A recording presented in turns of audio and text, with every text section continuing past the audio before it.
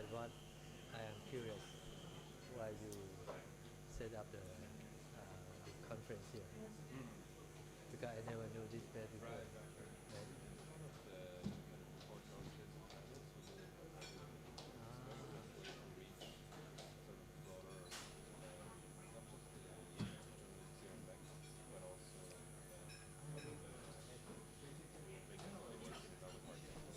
Okay.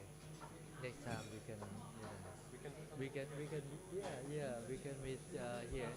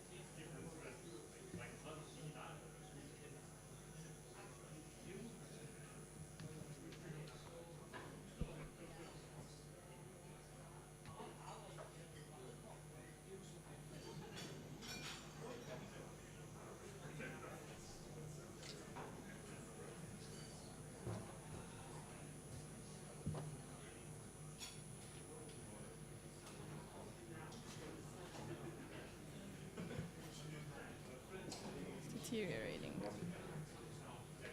I am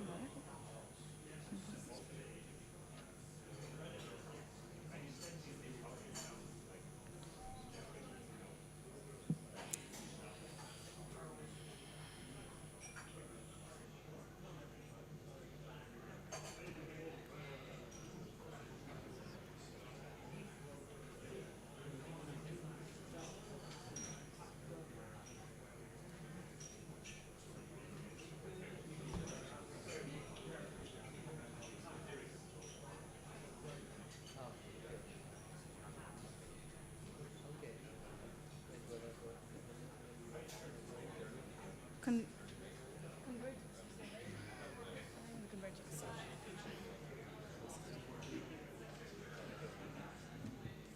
Right. So let's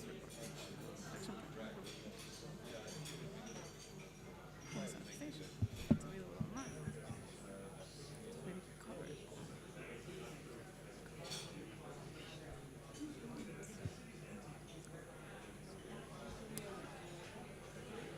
Why do we say inflection point?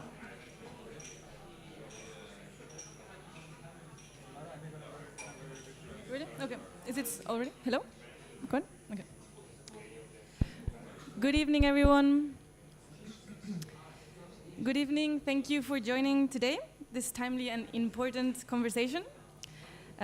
This evening we'll be talking about a growing threat that you all know about. I would like to start by asking how many people in this room have received a strange, suspicious message on social media or a text that you think could be a scam? Put your hands up, don't be shy.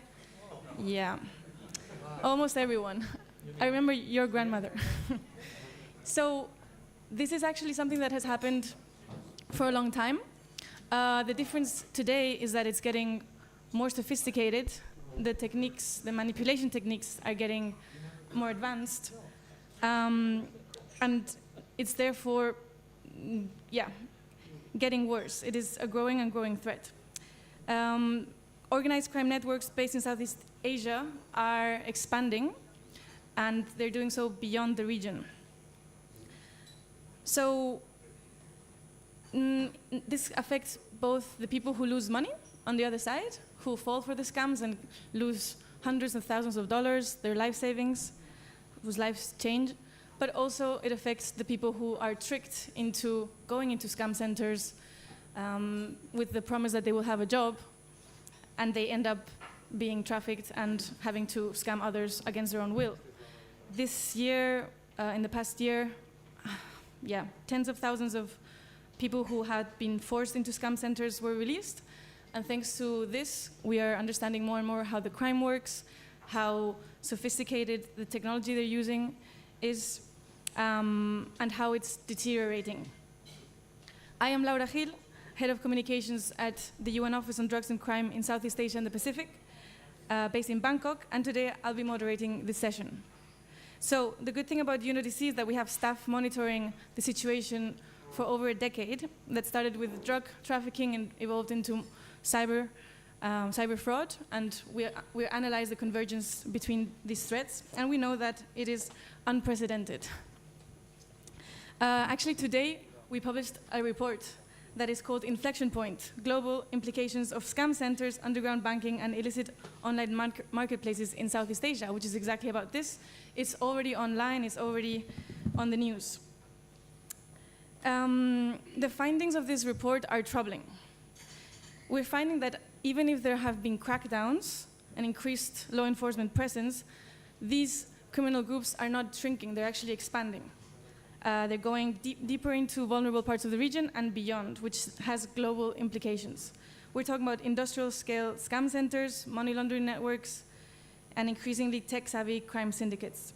So I'm glad that we have distinguished experts from different parts of the response efforts to help us understand the scope of this challenge and tell us what we can do about it.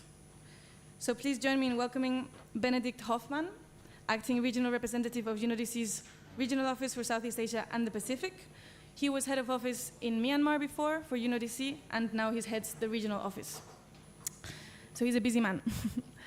Please join me in introducing Police General Tachai Pita Nilabut, Senior Inspector General and Director of the Police Cyber Task Force at the Royal Thai Police. I'm sure many of you know him. He has been tasked with leading the frontline response to address cross-border threats, including scams, so very important position. John Vujicic, Regional Analyst on Organized Crime and Threat Monitoring at UNODC. And Jennifer So, Cyber Investigation Lead at Group IB. Jennifer has more than 10 years of experience in cybersecurity, digital forensics, incident response, threat intelligence, and more. So with this, I hand over the floor to Benedikt.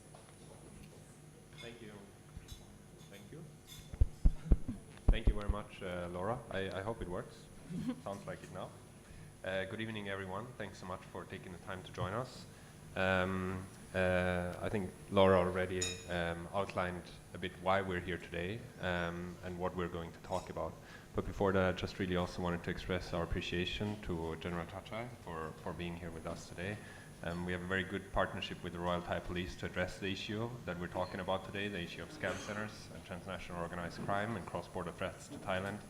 And we've really been working very closely with him as he's been at the forefront of addressing these issues. And of course also really appreciate Jennifer joining us today because it's important to have the different types of responses to this issue reflected in the discussion, and particularly also the private sector and the way that they work very closely with law enforcement and governments across the region. As Laura was already mentioning, we're here today partly because it's a good time to have another conversation, to have an updated conversation on what's been happening in the region when it comes to scam centers and transnational organized crime. But we're also taking it as an opportunity to just highlight that we've been releasing a report today.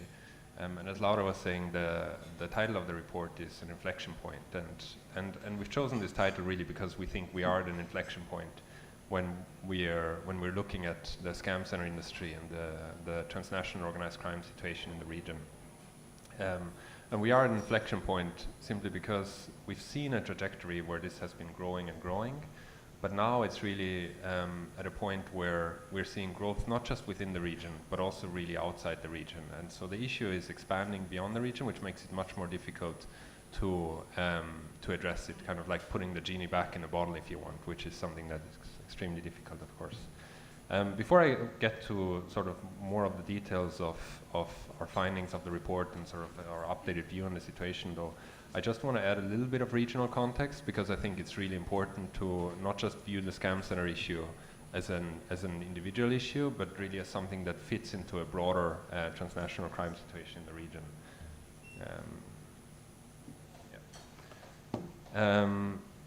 And I think some of you might be familiar with some of the graphs, with the graph that you see here with some of the maps, but basically this, what you see here, reflects the illicit drug situation in the region. We've seen years and years of increases of synthetic drug production.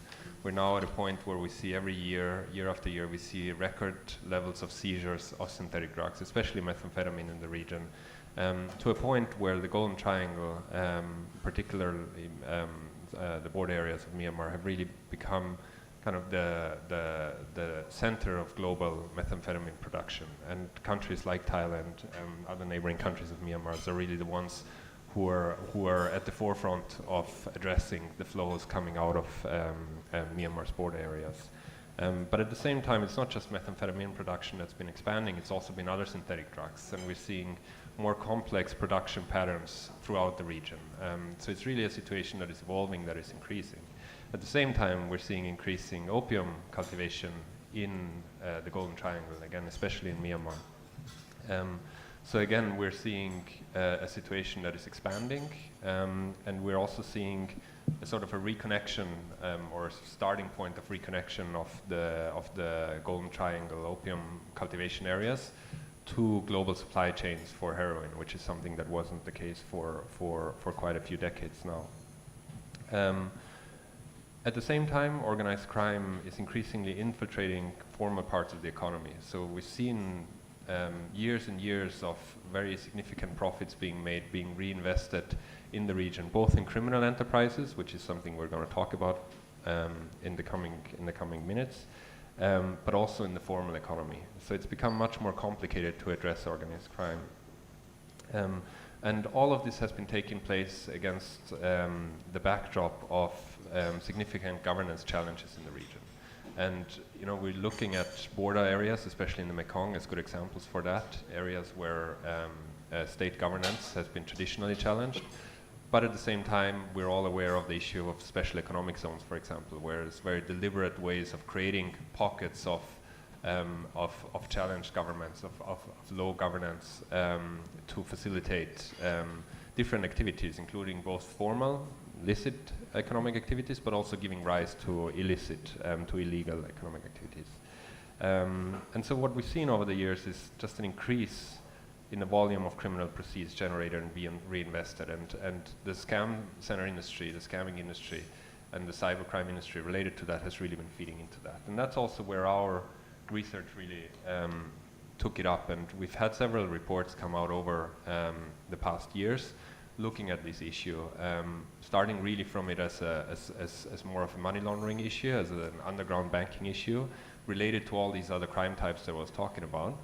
But then coming over the month and years to the point where we are now, where we're really looking at a sophisticated consolidation of different types of criminal activities around the scam centers that everyone's talking about, like the ones in Myawaddy, for example, that General Tacha and his people are really looking at intently at the moment. And what we're looking at in this report, which, as I said before, is called Inflection Point, but really looks at sort of the global implications of what we're seeing in the region. And when I say global implications in the region, what we mean are basically a few aspects that really point towards this issue expanding both inside here in the region, but also outside the region. And this takes place in several dimensions. On the one hand, we're looking at expansion in terms of targeting. People around the world now being targeted by criminal groups based here in this region, which is something that is not entirely new right now, but it's really expanded significantly over the past years. And with that, we've also seen a diversification of workforce, a more diverse number of nationalities being involved in the scam centers. And we've also been seeing a professionalization of how the scam centers work, and John's going to talk about this in a few minutes to a bit more detail. We are also having seen a physical expansion of networks, both here in Southeast Asia and beyond, looking at new compounds and investments by organized crime groups in this infrastructure. The regional underground banking system continues to be a key part of what we're looking at, and that's the third point on the slide.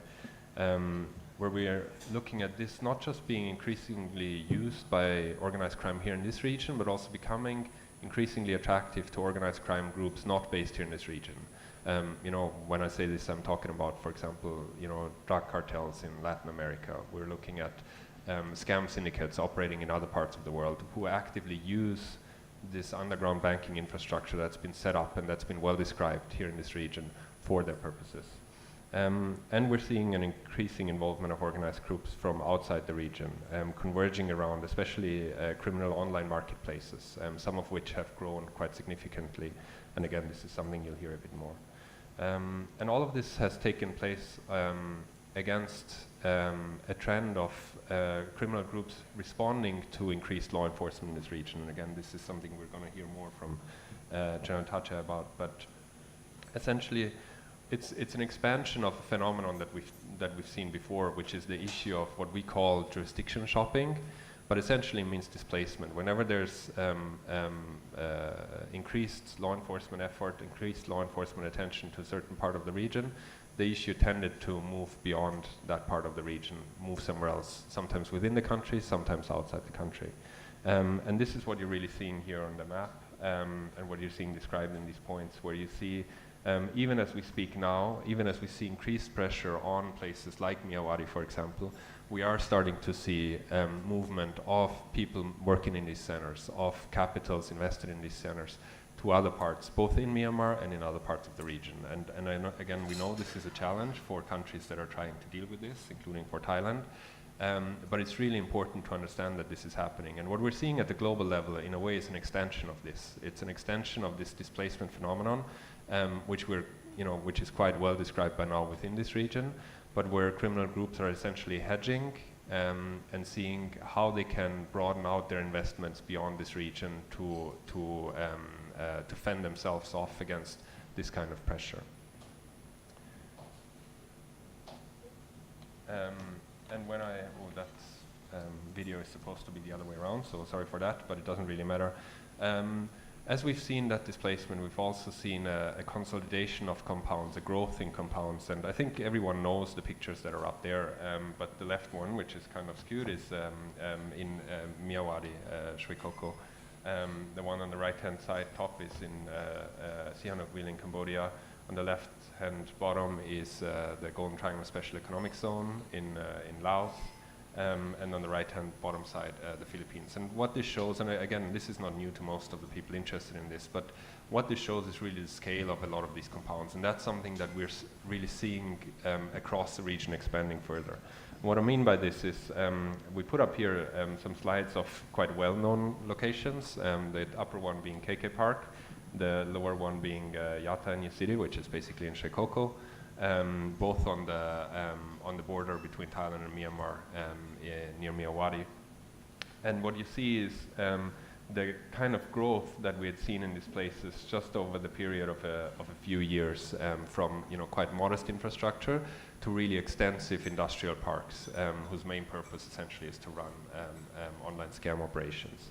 And the reason I put this up here, again, this is something that most people would be aware of one way or the other, is looking at the next slide, there are just two examples, but we're aware of a lot of these examples across the region, where the same is happening also in other places which receive much less attention by the international communities, which are starting to receive more attention by countries in the region, but where we see real challenges going forward, given the way that this issue has been evolving in the places that we are aware of, right? So if you look at places like Miyawari, places like Srikoko and KK Park, and multiply them into other parts of the region, then this is something that we're following with great concern. Now, before I come to the end from my side, I also just want to add that what I said before about the expansion of the people involved in the work of these centers, and with that I mean people basically being trafficked into centers, being held there to do the work of scamming. Laura was also mentioning this at the beginning. And what we've seen is really an expansion of the number of nationals involved. And if you look at the map, there's basically almost no part of the world that doesn't have a green point. The green point being places where we are aware of nationals being coming from? I know there are numbers that are greater than what we have here on this slide, but this is what we are, what we are very confident in, based on the evidence that we've seen. And this is really quite significant.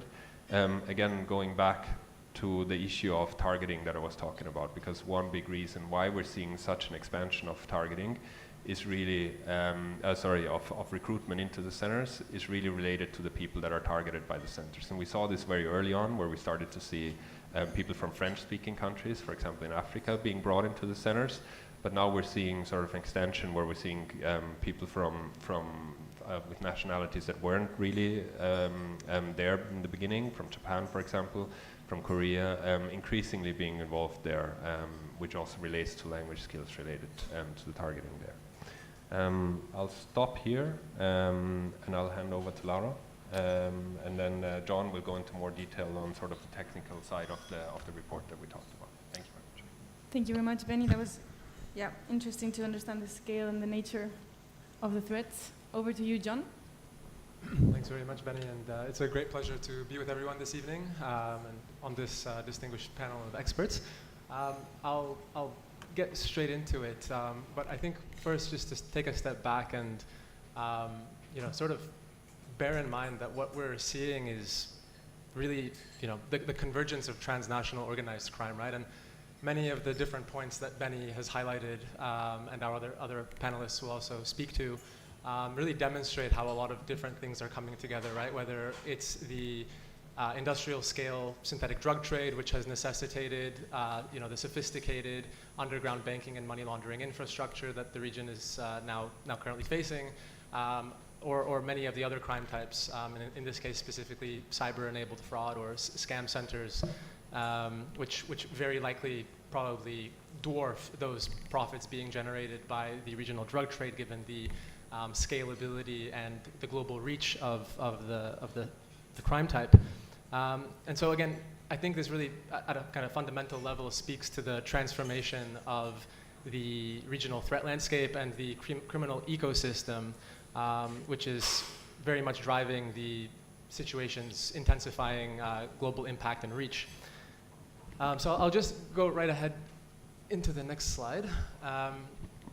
So I think first and foremost, and again, Benny spoke to a lot of this, the trafficking in persons or trafficking for forced criminality situation really continues at an incredible and phenomenal scale. The syndicates that have developed and really kind of taken leadership of the industry have staffed their workforces with tens, if not hundreds of thousands of people, many of those trafficked.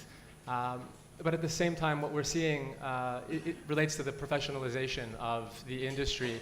And by that I mean, I would say a growing number of willing participants or voluntary participants who are finding their way into the industry, with the industry being able to provide better livelihood to some people and thereby attracting them into it, oftentimes by deceptive means. With that said, amidst the mounting regional law enforcement pressure, which has on one hand resulted in kind of a cascading effect, particularly in the Mekong, but also in some other Southeast Asian countries, where we see the initial two kind of hotspots for a lot of this activity in some parts of the Philippines and some parts of Cambodia, which welcomed initially the online gambling industry until realizing there was a lot of criminality associated with it. What we're now seeing, and I think which was evident on that map highlighted earlier, shows, again, this kind of spillover effect and jurisdiction shopping that's taken place. And so on one hand, you have very aggressive and intense law enforcement operations in certain parts of the region, only to find that those groups are very mobile and able to pick and choose the jurisdictions that they move into, and it results in a situation where you've got, again, this kind of a cascading effect, sort of like a whack-a-mole, right? And so while that's taking place, I think it's also worth flagging, the extent of technological innovation that's taking place, right? And so, of course, on one hand, everyone's favorite buzzword these days, artificial intelligence, generative artificial intelligence, is being integrated. That's without a doubt. The extent to which we're seeing, kind of widespread industrialized automation in these parks is not maybe where it's going to be 1 to 5 years from now. But it is definitely a trend that is taking place, and there's a growing number of service providers who are sort of facilitating that transformation as well. And so we're on one hand monitoring that integration of automation, or more sophisticated automation, where a lot of these scams, or at least certain phases of them, right, like reaching out to victims at a first phase sort of a level, those processes could be automated and then perhaps managed by more tech-savvy individuals. But at the same time, there's also a growing number of voluntary participants that are being identified in these compounds, and which result in very difficult challenges for law enforcement and criminal justice systems seeking to screen and to identify victims, but also to uphold the rule of law, and in some cases maybe prosecute these people who are there willingly. But it's very, very difficult, and again, this is all taking place against the backdrop where the maybe, let's say, forensic capacity or digital forensics and cybercrime investigative capacity of some countries in the region isn't where it needs to be to face and address these threats. And so I think also very critical here is following the money, right? Because without the hundreds of billions of dollars that are lost to cyber-enabled fraud and more broadly cybercrime per year, this infrastructure again this situation and this industry, this organized crime ecosystem has necessitated large-scale, sophisticated underground banking and money laundering infrastructure capable of rapidly moving these vast criminal proceeds undetected across borders, oftentimes digitally and increasingly cryptocurrency integrated. So we can see here just a couple of images that we've put up. One of them is actually on the far left. It's an advertisement for one of these underground, unlicensed cryptocurrency exchange services, taken in Thailand actually. And the other two are the headquarters of two unlicensed and kind of operating in the gray cryptocurrency exchange service providers, which again are two of probably tens of thousands at this point that have proliferated throughout the region. And so what these types of entities do, they provide again simple exchange services, from cash to crypto, crypto to fiat, so on and so forth, and are able to provide the criminal syndicates with an ability to expand, to integrate their proceeds, to launder them successfully, to continue reinvesting and scaling up the industry. And at the same time, our analysis and the analysis of many other experts who are working on this portfolio have also been able to identify some really concerning linkages to these underground mechanisms or services. So among them, of course, cyber-enabled fraud and scams, hacking, malware development, child sexual abuse material distribution and creation, drug trafficking, and really, again, this whole convergence piece, which very much revolves around and is fueled by that, that system and those mechanisms. In addition to that, like Benny highlighted earlier, there's also really been a significant emergence of new illicit online marketplaces. So I'm sure many of us here are familiar with dark web marketplaces, right? The dark web operates at a different layer than what we're talking about. A lot of these marketplaces that are local to Southeast Asia and very much based in the region, particularly in the Mekong, have been developed primarily using Telegram, right? So Telegram, an encrypted messaging platform with a lot of utility, a lot of ease of access for maybe less sophisticated criminals, and it's also allowed this, these venues where criminal groups can convene and conduct business to scale at a rate that the region has never seen before. And so in addition to the laundering services, in addition to the scam-related kind of adjacent industries that are being actively developed on these platforms, just a couple of photos here to show you, for instance, passports as a service, right? Sometimes referred to as identity laundering, very commonplace within this ecosystem. AI and AI-driven tools, specifically deepfake software services that have direct exposure and financial relationships to regional cyber-enabled fraud syndicates, also very much present on these platforms. And basically, again, anything else that you need to scale up your business, to get involved in the business. And so this is not only fueling that expansion, but also attracting a range of new innovators, service providers, and criminal groups to seize these opportunities that are present.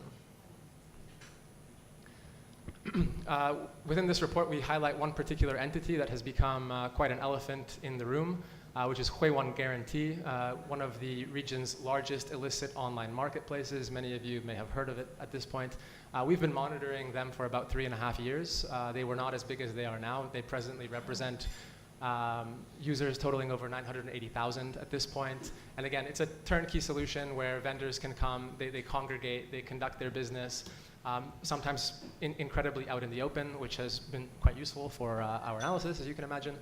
And so when we uniquely are able to examine some of the blockchain data, we're able to see really astronomical flows, illicit financial flows connected to Hui1 and its vendors, with some experts being able to trace up to $24 billion over the last 3 years, others come in at a little bit higher, but in any case, it is a ridiculous amount of money. And so again, that just goes to speak to the types of activities that are taking place in those compounds that were shown on previous slides, many of which are quite literally taking over parts of the region. And with that has also, of course, been a growing global impact, right? Unfortunately, many of these virtual asset service providers and other adjacent businesses, we're talking about online payment processors, online gambling platforms that are used to commingle and kind of mix criminal proceeds with illegal recreational gambling, and a number of other businesses adjacent to or within the blockchain space, for instance, are showing very significant signs of connections to some of the region's largest and most capable criminal groups who have been able to develop and kind of pivot into developing that more critical infrastructure. And so they're doing so with virtually no regulatory overhead in much of the region, right? So imagine a bank that doesn't check your identity, or doesn't raise flags when you send a suspicious transaction, or maybe 100 in a single day, right? So this is the landscape that we're talking about, and again, it allows the criminal groups to get away with far more than they might elsewhere. And so there's also been, again, a lot of growing connectivity with criminal groups beyond Southeast Asia. So on one hand, we're talking about a spillover in Southeast Asia relating to cyber-enabled fraud and scam centers. We're seeing these operations, as you'll see in my subsequent slides, pop up in virtually all corners of the world and many continents far away from Southeast Asia. But more critically, the money and underground banking sort of side of the business is scaling, I would say, more rapidly than many of the other parallel industries that are under development. And so we can see partnerships between Southeast Asian-based criminal groups who have globalized, again, with groups in South America, some of the cartels who are traditionally engaged in drug production. In Europe, some of the local mafias and organized crime groups, but also in very remote parts of the world, like the Pacific, where they are also very, very active. Many of the criminal groups who have initially been displaced into Southeast Asia have now started to kind of hedge and develop footholds and strongholds in some of those, I would say smaller and perhaps more vulnerable parts of the world. And so that's going to have very big global implications in that not only you're going to see scam centers and those types of operations developing in these regions, but it may also serve as jet fuel for local criminal groups who need similar services, right? They need to launder their money with anonymity very quickly across borders. And my point being really here is that the criminal groups based in this region are market leaders in that underground banking space, and they've got a lot of cash to play with, right? So you can imagine what you might want to use that money for if you're in the business of underground financial services. It makes moving money very easily when you do have those illicit reserves of criminal proceeds based all over the world. So for those of you who might have sat through our last presentation when we launched the last report, just to very quickly turn to the sort of more technological components here and that technological innovation piece, we're seeing, and I'm sure Jennifer will speak to this far greater expertise than myself, but we're seeing really a surge in some parts of the region and very likely soon globally, of things like malware-enabled fraud, deepfake fraud, and a number of different, again, adjacent services, underground data brokers and data products that fuel these operations as well. And so my point here is really that the nature of the threat is shifting, and the criminal groups based in this region, all of those which are sending us these really annoying and pesky scam, text messages and whatever on a weekly basis, they're becoming and kind of maturing into more sophisticated cyber threat actors. And so that's made very clear in our past reports, as well as, of course, those of our partners. And it's something that is definitely concerning, because that annoying text message is going to turn into an annoying phishing link, and that's going to expose your credentials. It might take over your phone. It might drain your bank accounts. And so again, critically, this is a situation the region hasn't dealt with before, and as I'm sure we'll speak to later, requires some novel approaches and strategies to address it. I spoke to this very quickly, but just my final few points here. Impact beyond the region, specifically on the point of physical cyber-enabled fraud operations with close ties or direct connections to criminal groups based in this region, moving offshore, hedging their portfolios beyond this region, again, to ensure continuity of their business operations, moving into very, very odd places. Recently, Nigeria, Uganda, various Pacific islands, even some other jurisdictions in the West, across Europe, also moving their money into North America, European jurisdictions, and so on. They have different needs in different places. They have different vulnerabilities that they've studied and become familiar with extensively across different jurisdictions, and they leverage what they can where they can. That's been made very clear. So one of the highlights, I would say, in the past few months recently has been 2 large-scale operations in Abuja and Lagos, Nigeria, which took place at the end of last year and very early this year, resulting in over 1,000 individuals being identified and detained and processed, arrested, as well as repatriated in the case of victims of trafficking, at 2 very large, again, industrial-scale cyber-enabled fraud operations, very intimately connected to Southeast Asia, which have moved onto the African continent. And again, this is very much tip of the iceberg, as you'll see in the report that many of you will have in front of you. We've dissected some of the regional exposure to sort of, again, have a sort of call to action, if you will, about how things are spilling over and where things are going. So I won't read the conclusions here, but maybe I can hand it over quickly back to Benny just to speak to some of these points. But thank you very much for your time and attention, and looking forward to any of your questions. Thank you. Thanks, John. And just, I don't think, as you say, we don't need to go through all the points, and I think most of them you've spoken to throughout your presentation, so did I at the beginning. But I just want to draw attention before we move on to the 2 at the end. Which the first one is really about organized crime groups continuing to invest. And a lot of these developments that John's been talking about that really been driving the growth that we've been seeing, that have been driving the issue to the point where we are now, has really been the ability of organized crime groups in this region to take the proceeds of crimes they've generated, reinvest them, take into account and be ahead of technological advancements in the region, and really bring them to bear as part of their business model, right? So this is something that we'll continue to see, and this is something that, as we see the problem evolve, we continue to be really concerned about. The other issue that's very important, and John mentioned this very briefly, is that this is not something that the region has faced before. In fact, it's not something that any region has faced before. It's very unique, the way that the issue of scams, technology, cybercrime, investment of proceeds of crime through this underground banking system, how all of this comes together in a very specific place at a very specific time, and has generated this industry that we're seeing here in the region. And so this is something that's quite unique, and it really requires new approaches, strategies, and solutions. And again, it's a great opportunity. We have General Tacha here to talk about how Thailand is doing some of this, and we've seen quite some steps taken by Thailand to have a broader response in this issue.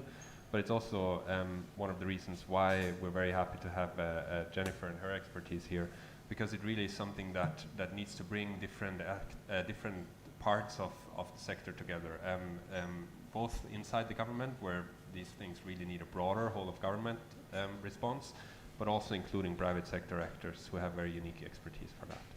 So I'll leave it here. I'll hand over to Laura, and I think she'll hand over to our next panel. Thank you, Benedict. That was very interesting to see how, as John called it, the criminal ecosystem is evolving and using services like passport as service as a jet fuel to get their proceeds. Let's hear now from the response side, from General Chachai, what someone from law enforcement who is in charge of the response side has to say. Thank you so much. Thank you. I'm glad to be here. My pleasure. And I will explain about what we are doing now. I think you guys want to know what we have done and what we are doing and what we're going to do in the future about the online scam syndicate. First of all, I would like to tell you about what happened after we cut off the infrastructure of Thailand sending to Myanmar city in Myanmar. What happened after that? I would like to tell you one thing. In Myanmar side, the scammers scam not Thai people. They scam people around the world, but not Thai people. I don't know why. But for the scammer from Thailand will be located in Cambodia and Laos, not in Myanmar. That's what happened now. We don't know. Maybe the Thai gang will move to Myanmar instead of Cambodia. Who knows? We don't know. But right now we try to set up a checkpoint around the nation, preventing them move around from Myanmar to Cambodia, from Myanmar to Cambodia or to Laos. And after cutting off the electricity, gas, and internet, sending to Myanmar into the Myanmar city, we found that the syndicate used the Starlink instead. We have arrested many Starlinks, coming from abroad to Thailand for transit and then sending to Myanmar. That's what we found. And also the syndicates still operate, in some extent.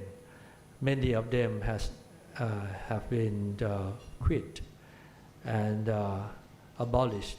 Some of them moving to Cambodia and Laos. And now the minority, I don't say the name, I cannot say the name because it's maybe against the law of regulation. I will call them the minority group. The minority group, they already searched and arrested about more than 8,000 people from 32 different nationalities. And you guys know that almost all of them has been sent back to their country. We don't know yet how many of them are the victim of human trafficking. It depends on NRM process in their country. So this is what we don't know now.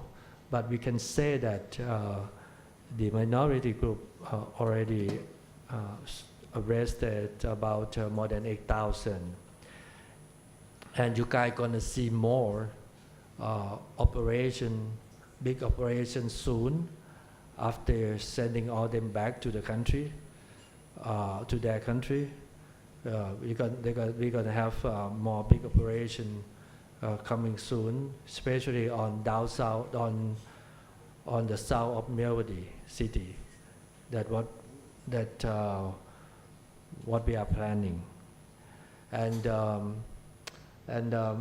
for the Cambodian side, the government sent me as a representative to discuss with the Cambodian authority 2 times, and one thing that I know that I do is telling them about the location of the scam center in Cambodia.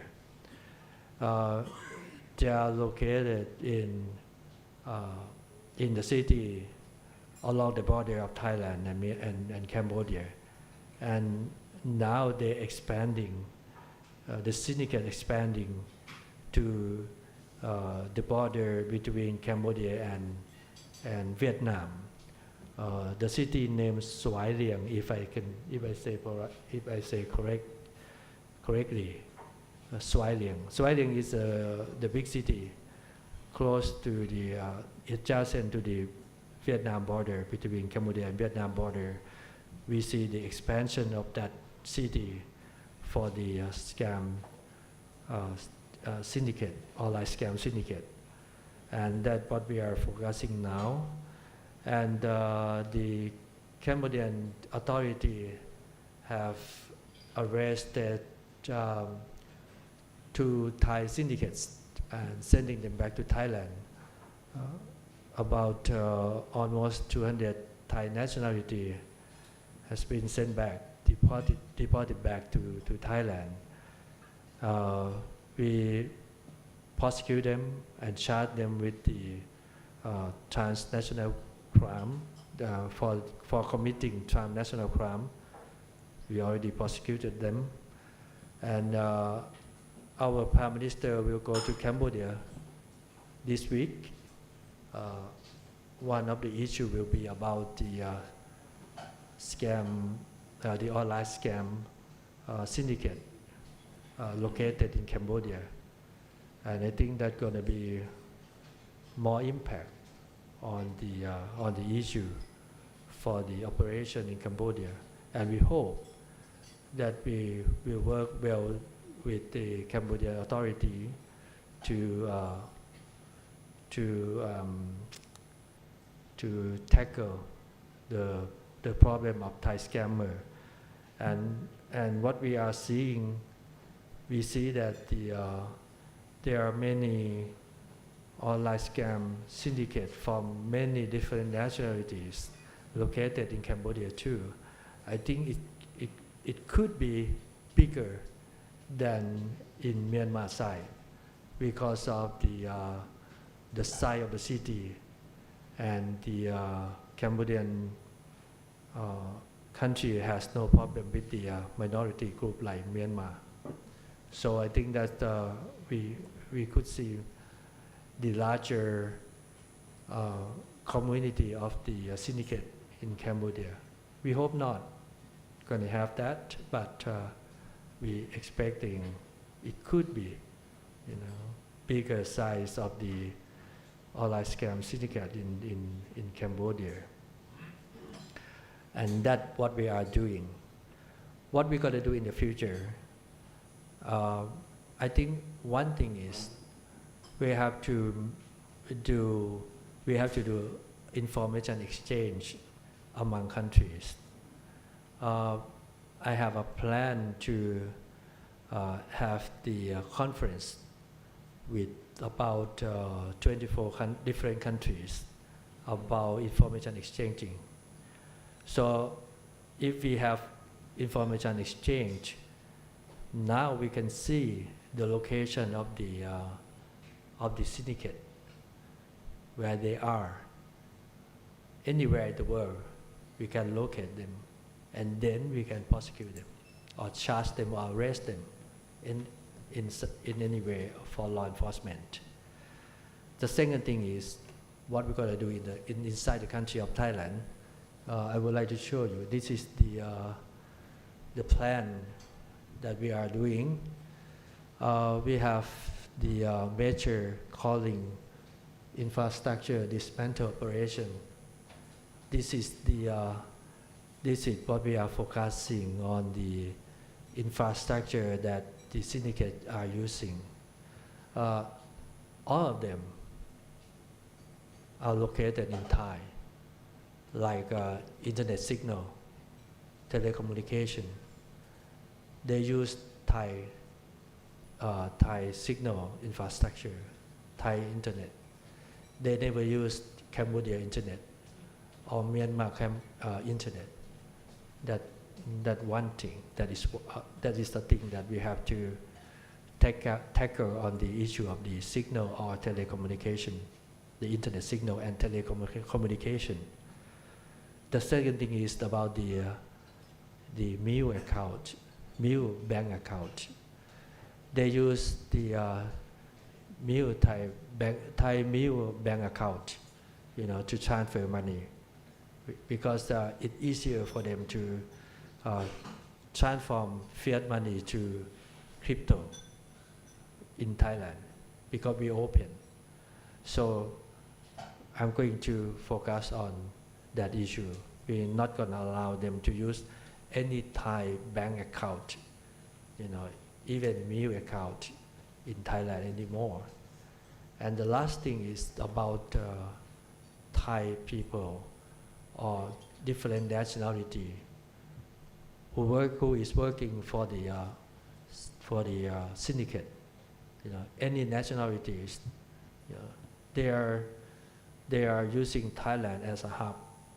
Going to Cambodia, going to Myanmar, going back and forth.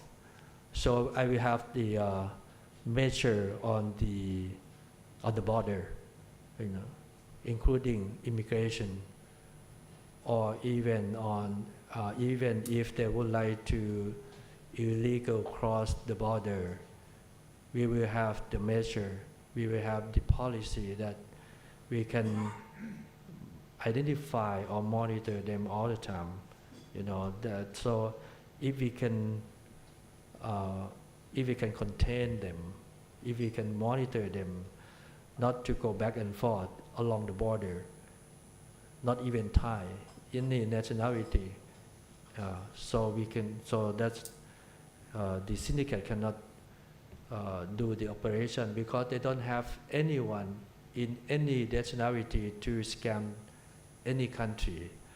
If they would like to scam Chinese, they have to use Chinese people. If they have to scam Thai people, they have to use Thai. We still don't have any technology like deepfake that can speak our language like people, like normal people. We don't have that kind. They don't have that kind of technology yet. They still need people to scam other people. So that's what we are focusing now. I can give you some example. We see many Indonesians flying into Thailand, to Bangkok, and then commute to the border. Some of them getting through the immigration process legally. Some of them is going through the border illegally. So we are focusing on Indonesia people that flying to Thailand and directly go to the border. That's what we have to do now. So that is an example. I don't mean that Indonesian is the main target.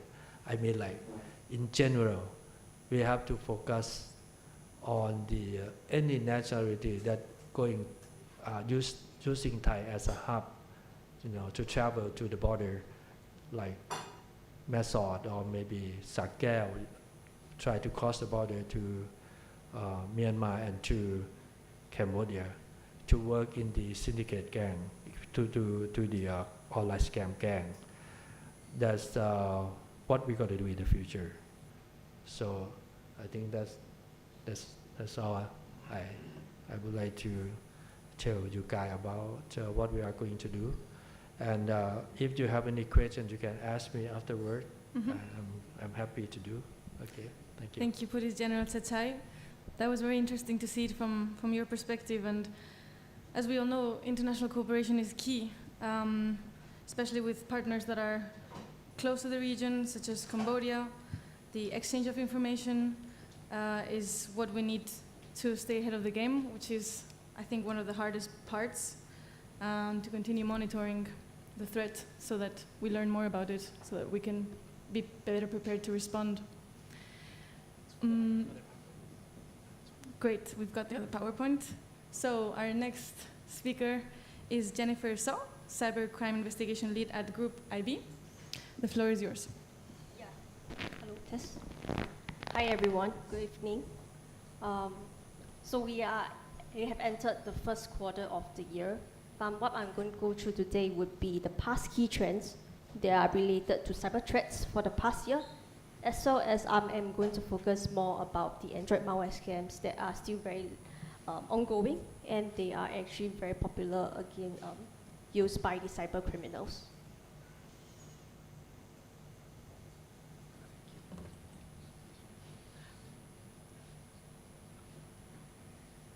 So I'm Jennifer. So I'm based in Singapore. I'm the cyber investigation lead covering the APAC region from Group IB. And I'm from the team called heightened crime.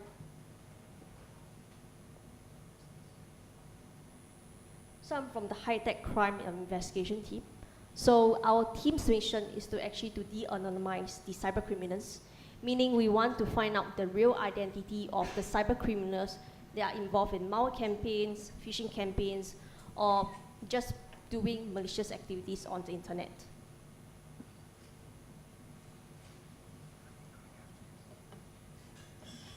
So our company's mission is to fight against cyber crimes. So we are headquartered in Singapore, but we have what we call digital crime resistance centers that are located in countries such as Malaysia, Vietnam. We have one in Thailand as well. And we have already completed more than 1,550 cybercrime investigations. And we are also partners with Interpol, Europol, as well as Afripol. And we also work closely with the law enforcement agencies. And this is important because only then we can successfully take down cyber criminals groups by working with all these important entities. So this is one of the operations that we did contributed with Interpol. So it happened last year. So this is called Operation Synergia. And what we did is we contributed information that is related about the malicious infrastructures that are hosted by cyber criminals to conduct phishing, banking malware, as well as ransomware. And this one was where we worked together with Singapore Police Force, Hong Kong Police Force, and Royal Malaysia Police. And this also happened last year. So this is related to the Android malware scams, which is very popular for the past few years. So in this case, we actually contributed to the analysis of that malware itself, as well as the cyber criminals who are actually involved in these phishing scams. And this resulted in an arrest of 16 people in Malaysia. And there are a lot of takedowns of the servers that are involved in these phishing scams.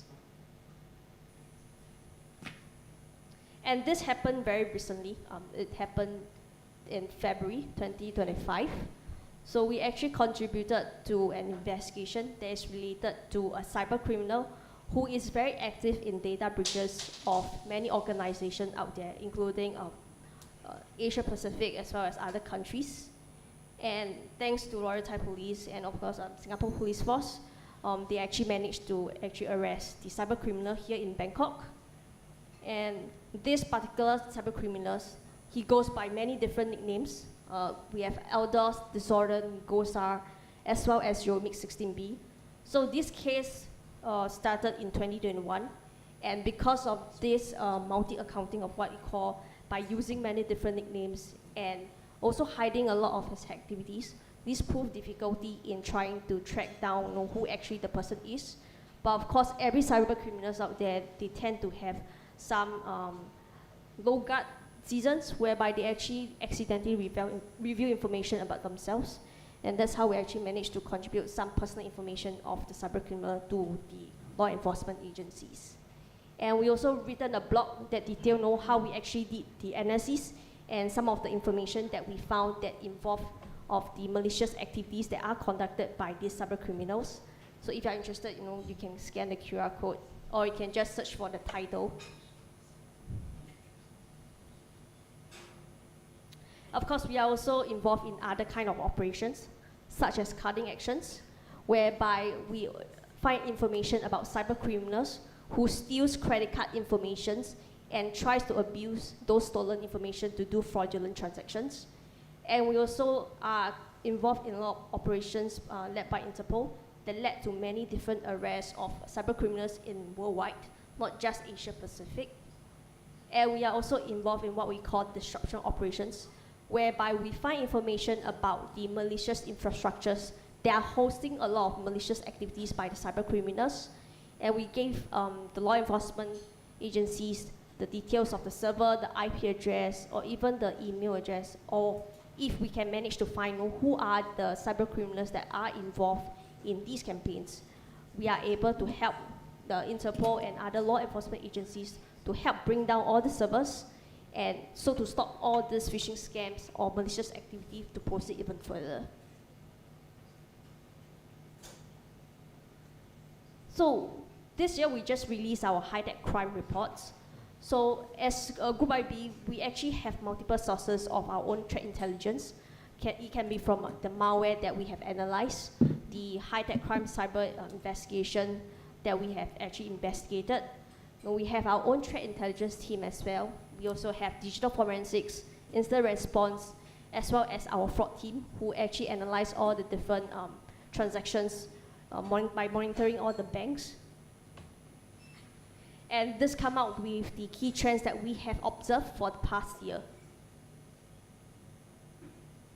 So what here we have is the top countries that are being targeted by APTs, or what we call the advanced persistent threat. And these are usually like state-sponsored cyber criminals who has a lot of resources out there, and they tend to remain undetected in an organization network of servers. And for the past year, we see not a significant increase of threats in the Asia Pacific region, and that is because we do see the increase in Europe, Asia, as well as Middle East because of the Russian and Ukraine warfare, as well as the Israel and pro-Palestine. However, this does not mean that the APT attacks towards the Asia Pacific will decrease. So being APT attacks, they have a lot of resources. They can go undetected, and they will definitely try to attack many different industries and companies to gain as much as sensitive information that they can get on their hands on. Of course, the top industries, we will have the government and military, and that's because of all the sensitive information that are withheld in this sector that can contribute to many situations like geopolitical tensions or even conflicts.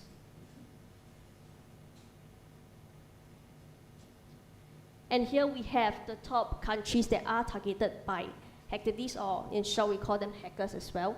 So as you can see, India is leading by a huge margin of 49.34%, and that is because they are being targeted by pro-Palestine cyber criminals, and this is because of the diplomatic stance of India, as well as the increasing closing relations with Israel, and this resulted in many pro-Palestine hackers launching a lot of hacktivities campaigns targeting towards India, companies, agencies. And here we have education being the top industry that are targeted by hacktivities. And being the education sector, they usually have limited cybersecurity resources, and definitely their security countermeasures are not as fully equipped as the government military sector or even the financial services. And in this digital age, students are able to bring their own devices, and typically they have lesser restriction on the connectivity from the students' network devices to the school's network systems. And this actually performs a gateway for all these cyber criminals to gain access to these students' mobile devices and then gain access to the school networks.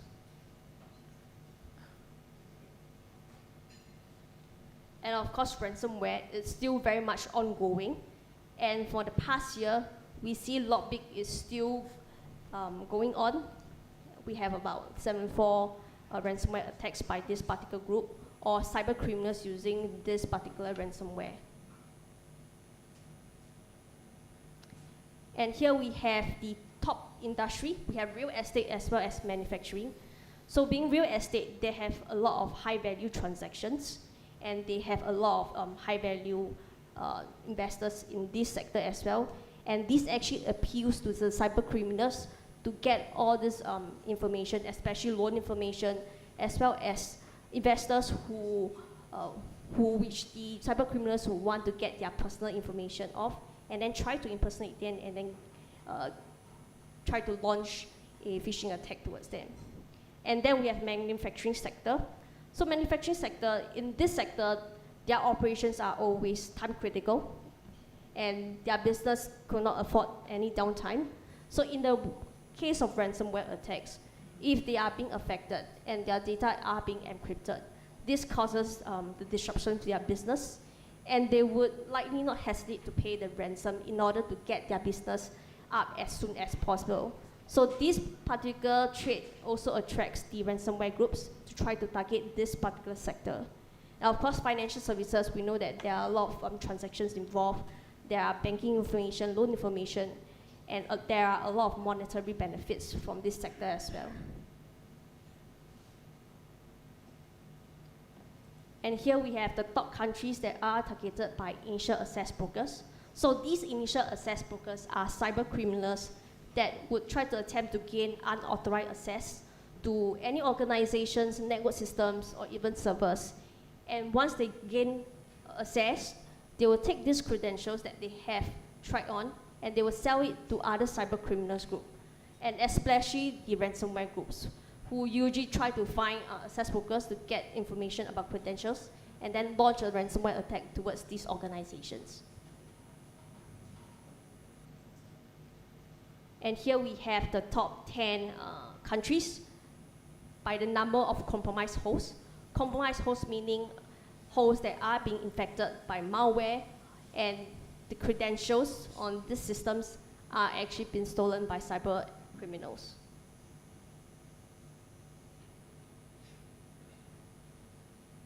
And these credentials or these hosts are usually infected by info stealers, who actually is a type of malware that actually try to steal sensitive information such as your banking login credentials, or even credentials that are used to log into your corporate systems, or even sensitive systems.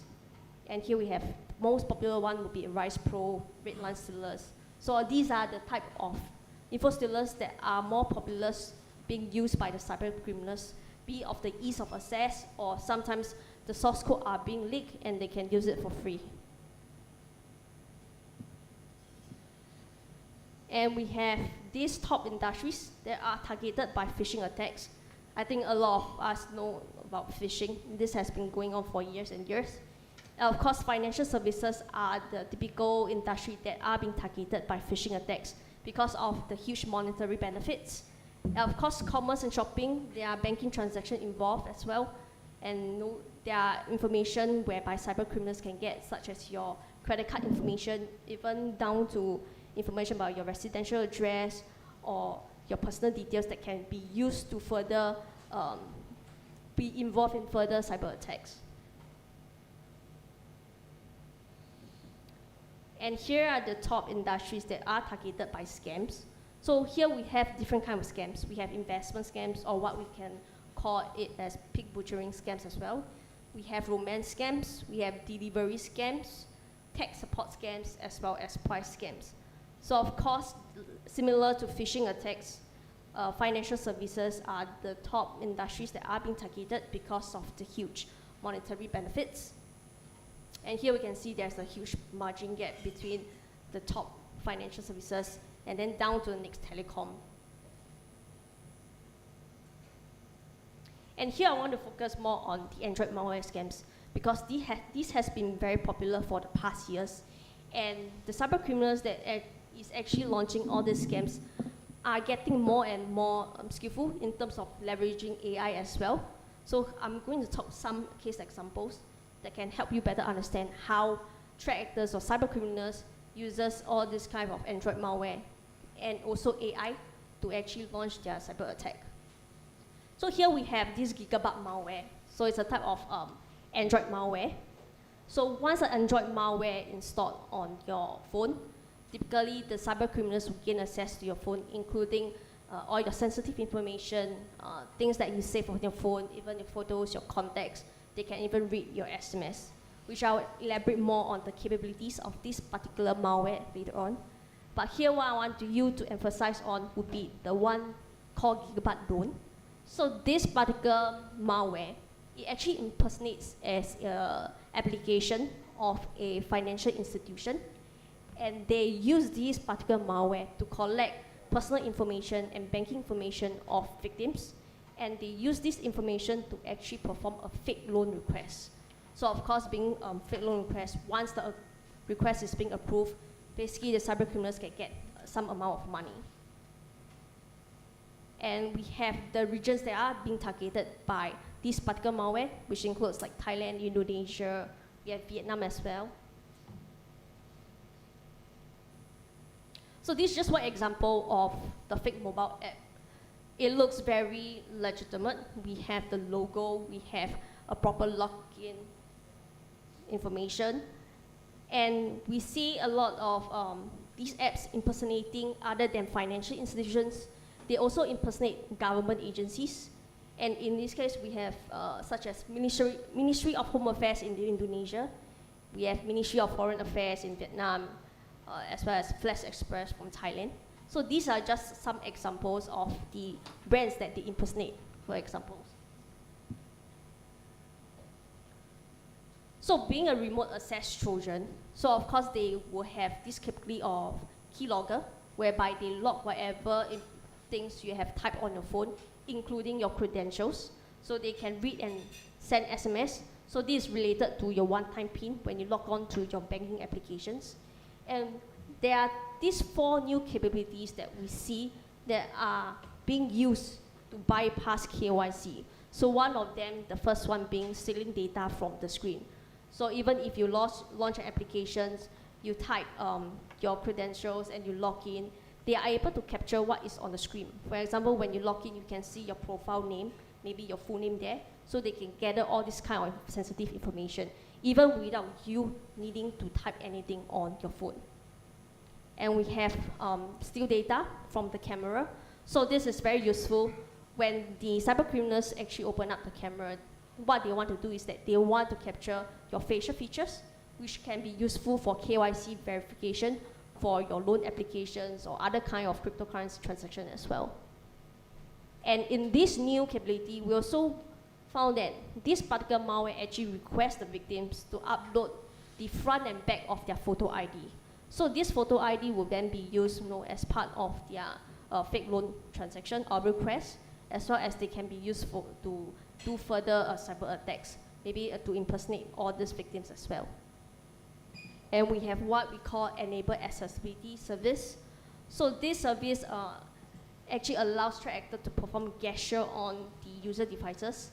And if there is device admin enabled, meaning the threat actors can actually gain access to your phone much more than the normal remote access Trojan. It can even look through all your contacts, your photos, all the different applications you have on your phone, and look through the documents that you save on your phone as well. So this particular malware, the data that was being collected was actually being used to facilitate AI-powered malware scams. So here we have the typical KYC procedures, which is know yourself. And then there are 3 types. The first one being document verifications. So in order for this loan application to pass through, they need document verification, whereby normal users will provide their official documents like your national ID, even your passport. And because if you remember, the gigabug malware, they actually request the victims to actually upload the front and back of the ID. And with this ID, the cyber criminals can actually use this ID to do the fake loan application, or they can actually use AI tools to help manipulate all these photos to create a new fake facial features of a person. And then we have biometric verification. So it's either you are using facial recognition or fingerprint, but typically it will be facial recognition. So this malware, it actually captures the facial features of the victims, and then they use these facial features that they captured. They actually use AI tools to perform like a swap face, or they can even use AI tool to perform video recording for something like a deepfake. And in order, because some applications, they require a victim to actually do a live video recording. And in this case, some cyber criminals actually use this tool called camera injection tools. So they will have some sort of reconnaissance to actually know what are the kind of video verification that the financial institution wants.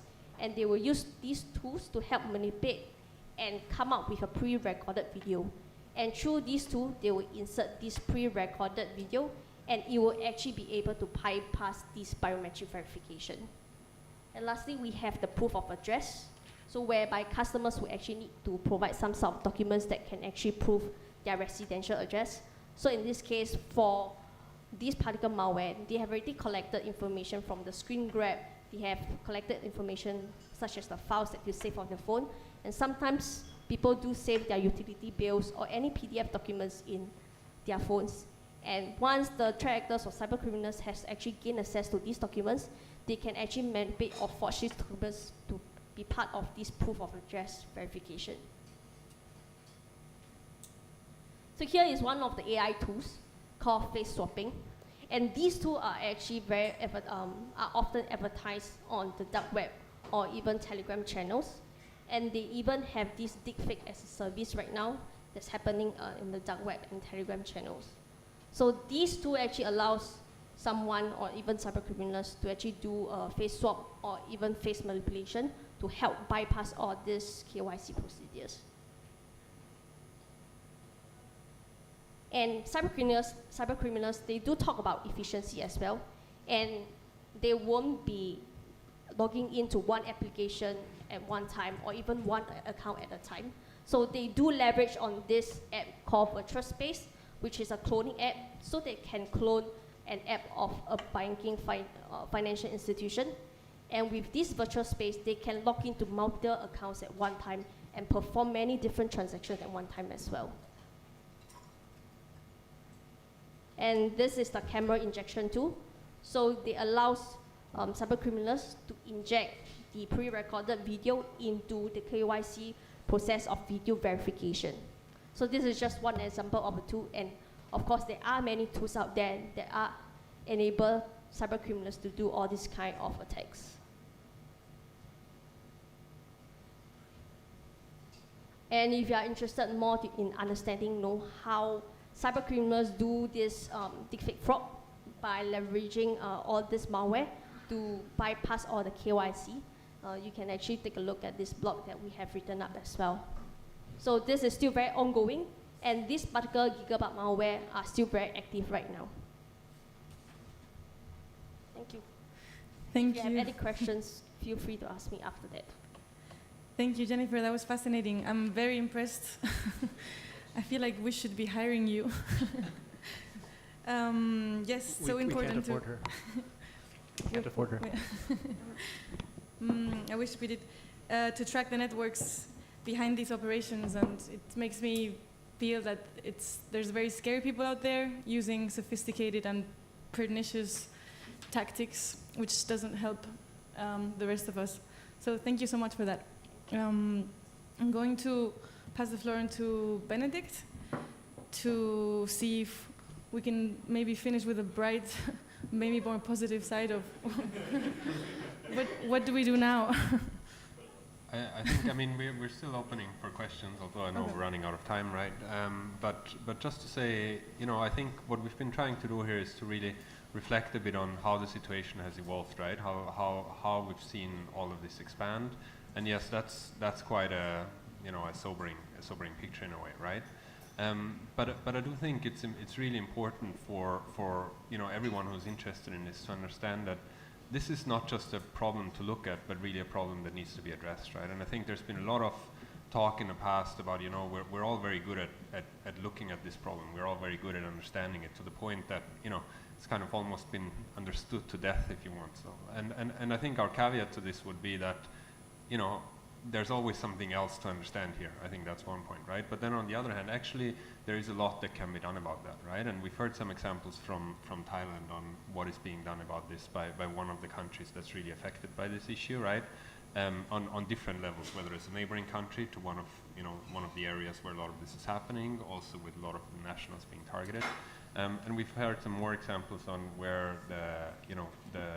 the way that private sector entities are sort of tracking these challenges and helping governments to understand what they're actually up to.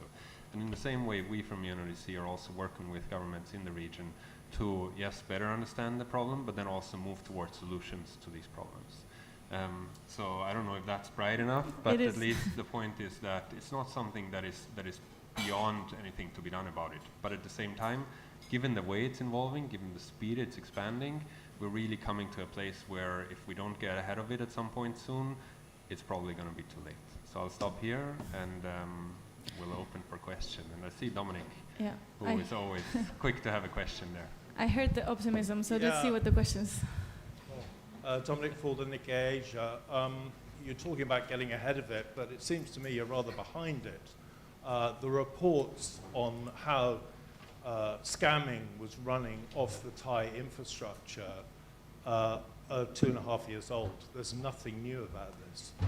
And, you know, I've done some reporting on it and I track a few things, and one of the things I do is pop 20 baht into known horse accounts. I know they've been used in the past. They're all open. These mule accounts, horse accounts, whatever you call them, they haven't been shut down. A friend of mine who was very badly scammed, when he knew I was reporting on it, went back to the police station to get details for me on what had happened to him. They'd lost the report. I mean, the casualness is quite beyond belief. So we're sitting here, it's 2.5 years after everybody realized what was going on, when it was reported that Shui Koko had telecom towers pointing straight into it, when everybody knew what was coming out of it. So my question is, why are we so far behind? So, do you want me to start and then you come in, or you want to? You go ahead. Okay. Thanks a lot for the question. Maybe we collect 2 or 3 and then we respond there. Is that okay? Good evening, my name is Saksit Saha, so I'm a Thailand correspondent for CNA. I have 2 questions, one for the panel in general. One of the slides mentioned the concerning development that you have people being repatriated back home and continue the scams back home. Could you elaborate on that? And maybe the second question to General Chachai. We know with the recent wave of repatriation that given the amount of people that are being sent back home, that the normal NRM process is almost impossible for the Thai authorities to be done. So basically, the respective countries are being asked to do their own investigations. Are you already receiving a trickle of information from them? Any results from those investigations that are helpful for you in your crackdown, that are helpful for Thailand in their investigations and their operations against the scam networks? Thank you very much. I'm sorry to add on to the questions. Marissa Small, a member of the club, cryptocurrency specialist and associate data engineer. With the evolution of these facilities in Myanmar, Cambodia, Laos, they're very centralized. What happens when they go remote? Like, what is blocking their operations from actually reaching out to people in their own countries and offering them a role wherever they are to do exactly what they're doing within these facilities? Because I see that as a next evolution of this, and I'm wondering if you have seen that as well. Thank you. Okay, maybe we stop here for now. Is that okay? And we go through the first set of questions. I think on the initial question on why we're behind, you know, I think this is you know, that's an issue that's not a simple issue to address, right? And I think looking at the Thai response on the cross-border infrastructure issue is a case in point in that. I mean, it's not a simple matter of simply shutting off particular services. It's a matter of ensuring that you're doing the right thing at the right time, and that you're also taking into account a lot of corollary effects. Now, we all know that the border between Thailand and Myanmar is something that is quite, that is quite sensitive, I think, to both sides of the border, and needs a lot of consideration in terms of what actions are being taken at the border, how it affects different people, what are the implications in both Thailand and in Myanmar. So I think from our perspective, that is part of the question, but part of the answer to the question, on this specific issue. But I think, again, looking at the broader issue that we're looking at here, it's something that continues to evolve. I think that's something that we've been trying to show with the reports, something that we've been trying to show through these, this panel discussion today and past ones too. And it's not something where it's easy for governments, for law enforcement entities to wake up in the morning and say, okay, this is how we're going to get rid of this problem. It's even in where we see that approach where there's an effort to say, okay, let's just go and shut down this or that center, what we see the next day is that the problem is just moving elsewhere. So again, I think it's really important to appreciate that these are very complex problems that do require complex responses as well, and that are also difficult for individual countries to address. And that's where the countries need to come together in the region to come up with common responses. And also that is something that is not done from one day to the other. I'll stop here. Maybe General Tacha, if you want to go. Yeah, I just would like to add a little bit on what Ben said about the evolving of the syndicate in the past few years. You will see the news tomorrow, I think maybe tonight. I just have the first meeting with the different agencies of Thai authorities here at the police headquarters. The government assigned me to be the head of the special force. That we will include different agencies that has different responsibilities and authorities to combat with the syndicate, because when we would like to tackle about the internet signal or telecommunication or bank account, we need to have some authority working together, some different agencies working together. If I can do it, if we would like to do it effectively. So that is another step that the government gave the step forward to combat with the syndicate. And I expecting in the next 3 months, we will have some result that we need to cope with the problem. That's one thing I would like to answer. The second thing is about the information about the result of the investigation from the country receive their people back to the country. The only country I got the result of the investigation is Japan. Japan authorities gave me information about the Japanese syndicate operating in Cambodia and Mewadi city. And we also got the information about the chief of the syndicate, Japanese chief, which is Japanese, living in Thailand. So we cracked down the syndicate, some parts in Mewadi and in Cambodia, and we arrested the chief of the syndicate living in Thailand. His name is, I don't remember, I just deported him back to Japan last week. He was very famous for Japanese.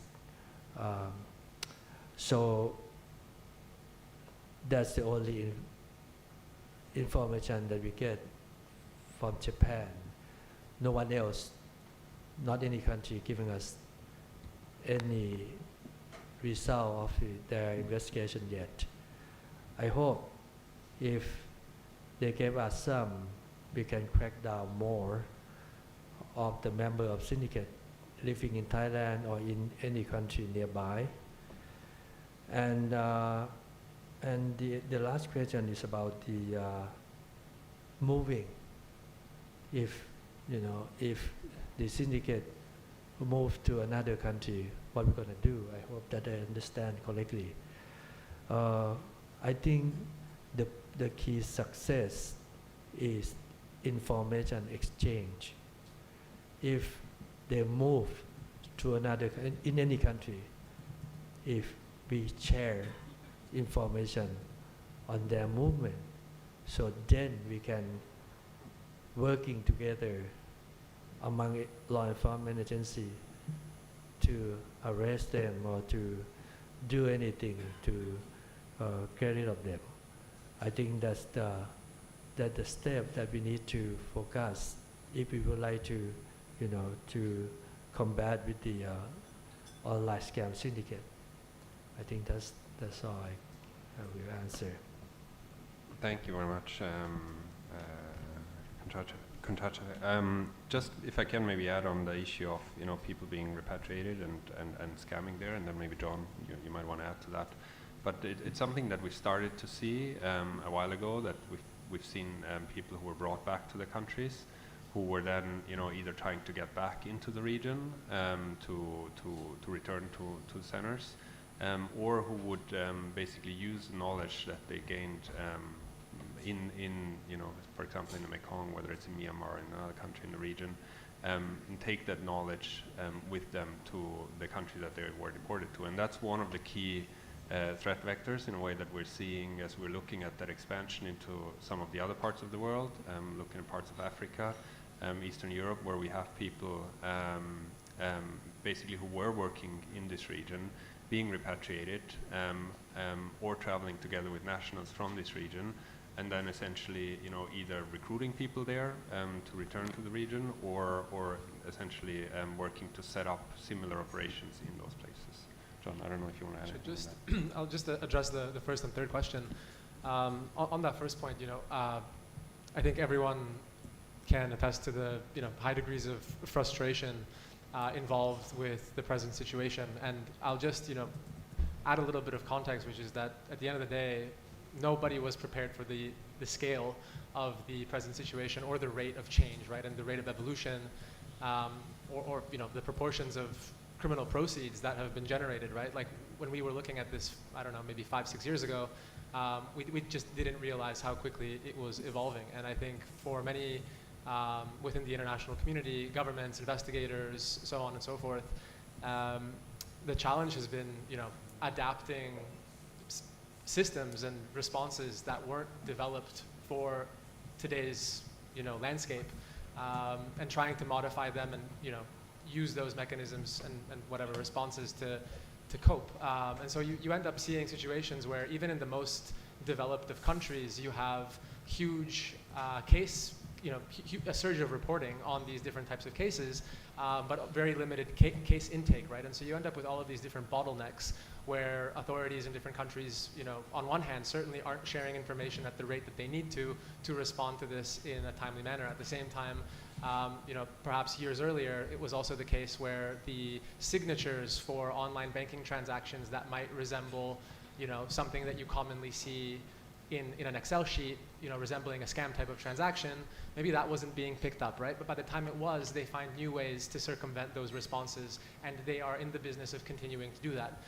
And so just, as frustrating as it is, and certainly, in certain countries, there's also a capacity gap that I think we as UNODC, try very, very adamantly to address continuously through our programming, through, sharing, through training, through handing over equipment, and so on, right? Cryptocurrency tracing is not that easy for certain governments, right?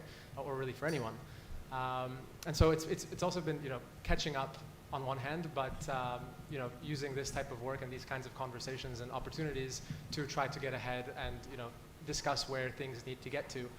So that's kind of my first point on that, a little bit of context. And With respect to the question on the sort of potential as to where this is going and that idea of this, on one hand automating but also going remote, I would say that, I think in our experience looking at other crime types, what tends to happen is that sort of evolution is usually necessitated or driven out of necessity, right? And so you have the crackdowns that displace the syndicates and so on, but they tend to find new homes. And I think that they have pretty significant advantages of having those operations centralized, having control over their workforce, ensuring business continuity in ways that maybe at the present moment, a business model that was more leaning towards remote kind of work might not yield the same results. And certainly when you're talking about victims of trafficking who are having their passports confiscated and far worse things than that happening to them, may not be as motivated working from home,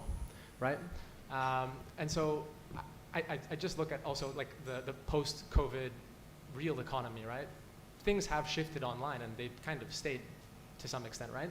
And so I'd say that in the case of these agile and sophisticated and mega resourceful criminal groups, they're also very capable of making that pivot into the remote work type of model, increasingly investing into automation and more sophisticated AI tools and so on to make that happen, and other infrastructure. But at the present time, we're not there yet. They don't have that necessity. Their playing field, their business conditions are continuing very much as usual. And so, again, thankful to the panelists and to everyone here to hopefully try to, make that a little bit more difficult for them moving forward. And that's definitely part of the impact we're hoping to get out of some of the findings of the research. Thank you. Maybe if I can just add one point before handing over to Jennifer, who to maybe add to that as well. But I do think that while we're still seeing that sort of the advantages of having that centralization that John was just alluding to, I do think we're starting to also see some, or we're going to start to see some adaptation to what's been happening, right? And I mean, what's happening in Miyawadi, for example, is that a lot of attention has been generated to this issue, right?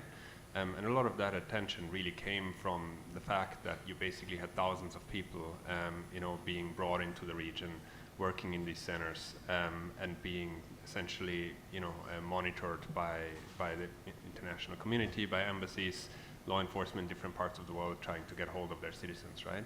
And that's an attention that at the end of the day, the people running these centers don't need, right? So I do think we're starting to see some of the pressures that John was just alluding to, where we're going to see a sort of a move towards a smaller scale, maybe low-key operational approach, right? So rather than having these big compounds like KK Park or Miyawari, which at the end of the day are household names at this point. Everyone knows what they are and what's being done there, right?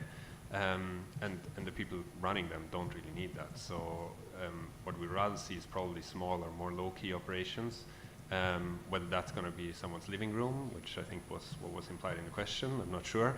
But probably these industrial style compounds, yes, we're still seeing them in parts of the region, like I was pointing out in the presentation earlier, in places in Cambodia, in other parts of the region, in Laos. But I think in the longer run, probably we're going to see pressure towards smaller operations. Jennifer, you want to add? Yeah.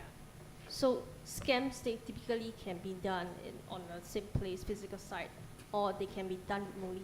But bear in mind that there are a lot of cyber activities out there that has already been done remotely. But it's just up to know how challenging for investigators to actually track down all those cyber criminals. So for example, a group that is working in one location and they are using the same network, same infrastructure, then it's more difficult for us to find out how many people are working in that group, how many different nationalities in the group. Just like if you are in a Starbucks, everyone is using the same network. I wouldn't know how many people are exactly using that network. However, if we have a group that is working remotely, meaning that they can have many different nations working together in the group, and that probably for us is more easier to actually investigate, because we know that there's one IP address from maybe Switzerland, another IP address from Malaysia, another IP address from Singapore. Then we know exactly how many people are likely to be working in that group. So I think the approaches for whether is it working in a same place or is it working remotely, ultimately is the approach to the investigation on how we can actually track down all those cyber criminals. Thank you, Jennifer. So I do see some positive solutions to this. We do have space for 1 or 2 questions max. Yep, please go ahead. Maybe we can do these You- three. Please. Hi, Joseph Hinks from UNESCO. Thanks a lot for the presentation. Picking up on John's point about how unprecedented this is, we saw with the Panama Papers and the Paradise Papers and such, an elaborate system of financial architecture that had enabled seemingly legitimate companies to evade government oversight and taxation and such.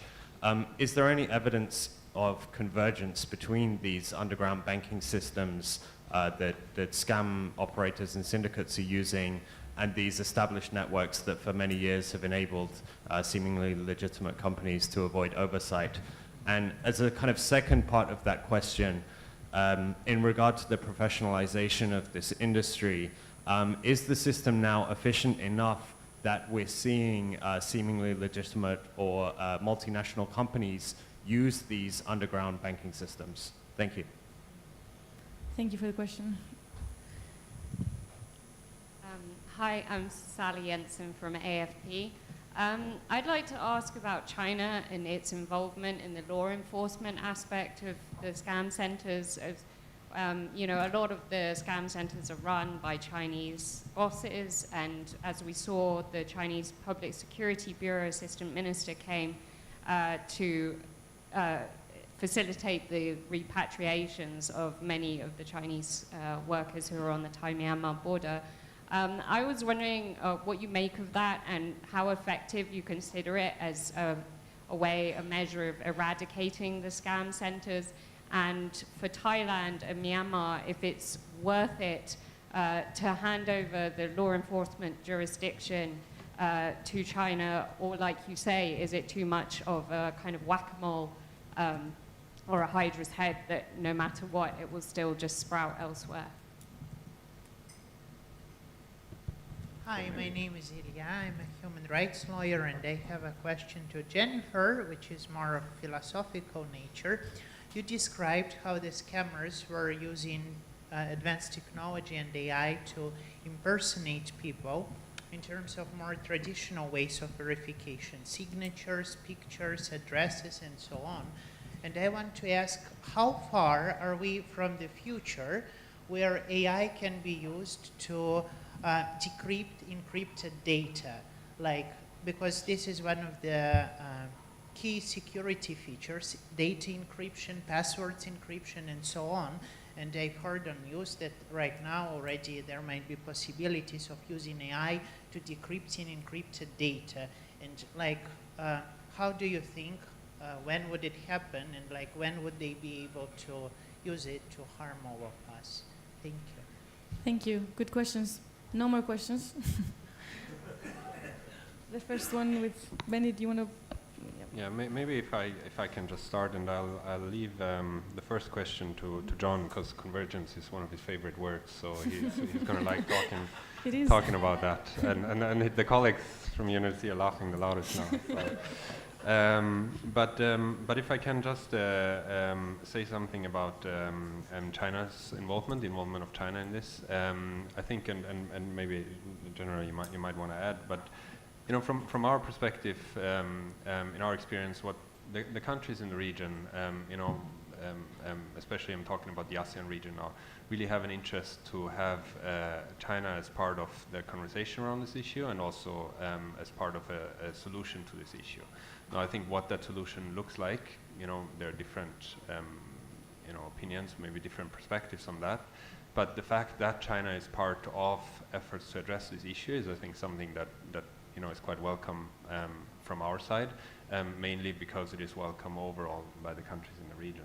Now, I think you were asking whether what's been done is really, I think you pointed as working to close down these centers. I think that's where the opinions diverge a little bit, right? And we were talking about this issue of displacement before, or call it jurisdiction shopping, whatever you want to call it, but basically groups reacting to increased regulatory or law enforcement pressure, and that's something that we've been seeing a lot in response to the efforts done bilaterally or as a group between countries in the region and China, where it's been a very sort of law enforcement heavy approach. And I'm sorry I have to say this sitting next to a police general, but at the end of the day, this is not an issue where we, you know, and it's not me making this up now, but it's not an issue that the region can police itself out of. It's not something that, you know, police and law enforcement operations to close down a center will resolve in the longer run, right? And that's something I think where the response needs to evolve to, and that needs to include also the way that China is involved in this, looking more at the networks behind these centers, looking more at sort of the broader whole of government responses that are needed to really have more impact in how these places operate, rather than just having it, you know, move from one place to the other, which, as you just said, is basically a whack-a-mole issue, which doesn't really work in the long run. I don't know if you, generally, if you want to add to that. Yes, yes. I can say I will explain like this. Chinese authority never dominate what we are doing.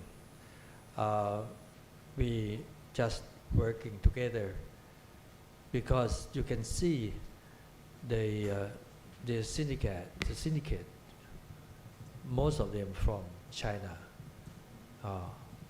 and the Chinese authorities gave us information about the syndicate, Chinese syndicate, which has a member. The number of members is around 3,700 working in Myanmar. And we work together, and we exchange information. And not only Chinese authority, we also work with another country, Japan. We do the same, like China. We work with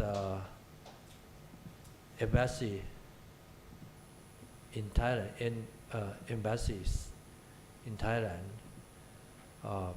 from Indonesia, Philippines, exchanging information, and I think that's the thing. That is the thing that we are doing. I know on the news, it seems like Chinese authority try to dominate the policy. Cracking down syndicate policy of Thailand or any country in Southeast Asia. But in fact, every country has the sovereignty, and the Chinese authority try not to intervene with our jurisdiction for sure. They ask for assistance, and we exchange information. And as I say, not only Chinese, or not only China, in any country. I have convened the meeting with different embassies in Thailand for many times, exchanging information, and also we talking about the syndicate. Many of them I don't know before, you know, like Japanese syndicate. I never imagined or that do not have any clue if there is Japanese syndicate in Myanmar or in Cambodia, if the Japanese authority never gave us information about the syndicate. And I think that's that I can say. No, I think that's I think any country have to work together. I think that's the thing that we need to do. Okay. Maybe John, if you can very quickly on the convergence side before we go to very quickly on my favorite word, convergence. Convergence. So only funny for people who know me. Anyways, so just on that point, you know, I would say you mentioned the Panama leaks and others like it, and sort of these legacy mechanisms and you know, institutions, companies, so on. Definitely, there's convergence that takes place and linkages. However, I would say that there's certainly been a significant evolution and kind of diversification of the typologies for laundering and underground banking. A lot of that emanates kind of from the nature of where it originated, which stems from evading or circumventing restrictions on capital from certain countries, right? In certain countries in the region, you have limits on how much money you can move out of those countries, and so as a result, necessitating mechanisms and systems capable to do that.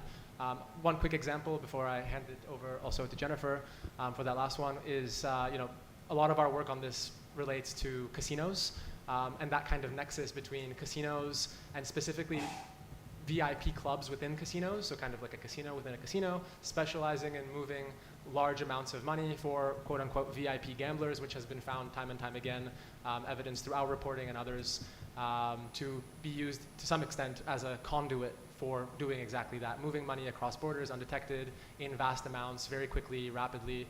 Against that, from that point, we get into where we are now, where they've integrated cryptocurrency, virtual asset services, and so on, and you now have this kind of morphed version of that, and that comes with, again, all of those conglomerates and these big entities that are in that business, who are very expert in how to justify all of those transactions in different ways, whether it's through the illegal online gambling or casino VIP clubs, or it's through other types of businesses, trading companies and so on, ultimately allowing them to shift value, integrate criminal proceeds across the globe, with increasing freedom and ease.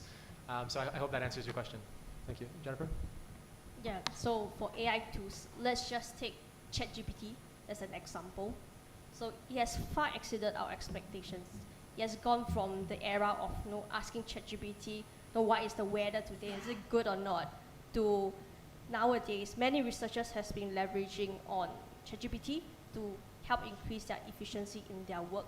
For example, they can use ChatGPT to do like penetration testing or vulnerability scanning, whereby they scan for open ports of network and servers to see what is on the servers itself. And all this can be also used by the cyber criminals to perform their own malicious activities. And in this case, because ChatGPT is a learning LM, or what you call language learning model, so it actually learns based on what the user inputs. So as long as there are need for people to actually use ChatGPT to help increase their efficiency, be it like decrypt data or encrypt data, or even do something malicious, as long as there are inputs to these AI tools and models, ChatGPT or AI tools can learn this fairly quickly based on the inputs, and eventually they can also use it to perform many other malicious activities. And ChatGPT, although when you enter some prompts to ask them to provide you information about some malicious activities, they would have a prompt that says, no, this is illegal, it's not advisable. However, all these are actually can be used to bypass. So threat actors, they can use some kind of attacks called prompt injections, whereby they actually confuse ChatGPT into providing an answer that can help the cyber criminals into performing malicious activities. So is it far from now? I think it's soon, as long as there's a need, as long as someone is using ChatGPT to help increase their efficiency in work, or even used by the cyber criminals. I think all this can be pretty soon. Thank you. You're hired. I think that answers it. So maybe now, Benedict, you would like to conclude? Maybe I can just end here by adding just one piece to what Jennifer was just saying. Looking forward, and I think ChatGPT is really a good example, because it's one of these things that everyone can see the use of technology, the positive use of technology, right? The positive impact it has on the lives of people. But at the same time, we're really seeing how that same technology is being misused by criminals operating these centers in the region, and that's something that we'll continue to see. That's something that will be of increasing concern to us in the region. And if the question is how far we are down the road to seeing this type of technology being used to kind of changing the ways we work, I think if some of the examples that Jennifer gave, I think tell you we're almost already there, right? I mean, you know, everyone thinks that their iPhones are kind of safe, you know, when you have your biometric, you know, security features, you know, because it's just saved on the iPhone, it doesn't go to a cloud or anything, right? But basically those days are gone in a way, right? And that's just the beginning of it, you know, whether it's banking systems, you know, anything that requires this kind of know your customer type of verification, we're really at basically the point where all of that is not going to work anymore, and that's really something that going forward we see as not just from our perspective, but from, you know, any part of governance, any part of